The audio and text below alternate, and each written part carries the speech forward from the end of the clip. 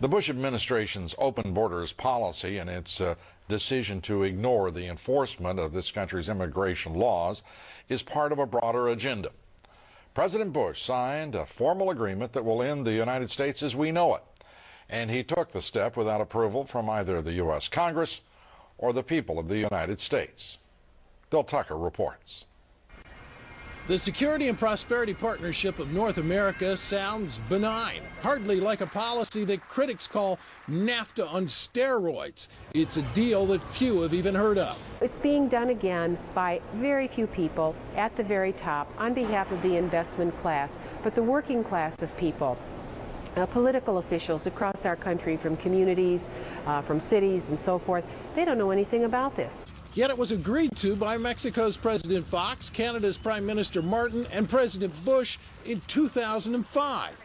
Administration officials counter their critics by saying everything about SPP is on the White House website.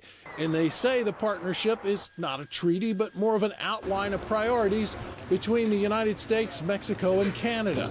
Still, some wonder why there haven't been public discussions about the goals being pursued. This SPP includes, for instance, a committee that is sitting down to harmonize our meat inspection and food safety. So how far away from a trade agreement can your dining room table and what you feed your kids be? Other parts of the agreement mention border security as an issue, which include all of North America. In fact, the name of the agreement is not Security and Prosperity of the United States, but of North America.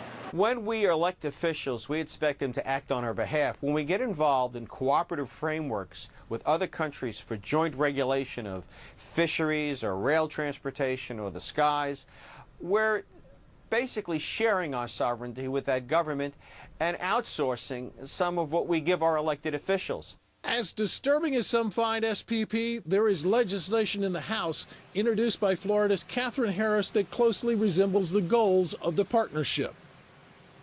Included in that bill is a section which calls for the securing of Mexico's southern border by the United States and Canada. Lou, that's not the border with the United States, that's the border they share with Belize and Guatemala.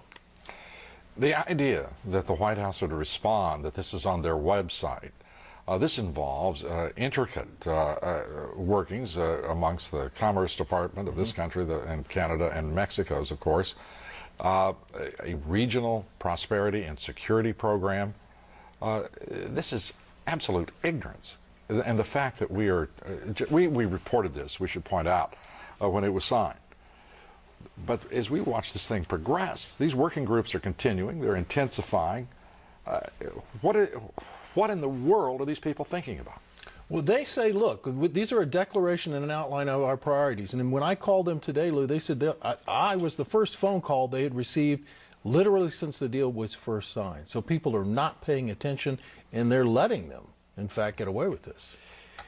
You know, I was asked the other day about whether or not I really thought the American people had the stomach to stand up and stop this nonsense, this direction from a group of elites in absolute contravention of our law, of our Constitution, every national value.